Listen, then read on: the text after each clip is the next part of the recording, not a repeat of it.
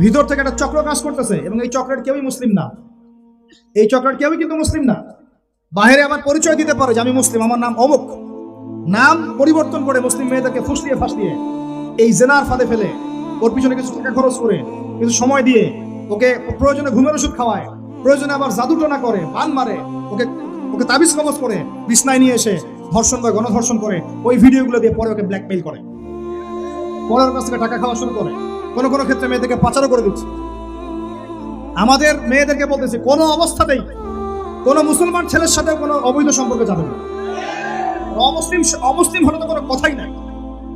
অমুসলিমের সাথে আপনার কিসের প্রেমের সম্পর্ক? একটা চট দিয়ে দাঁত ফেলা দেওয়া দরকার নেই। অমুসলিম ছেলের সাথে তোমার কিসের প্রেমের সম্পর্ক? পরে যখন এই ছেলেগুলো তোমাকে নিয়ে রেপ করে রাখবে, তখন তোমার আক্কেল হবে? তখন তোমাদের হুঁশ ফিরবে?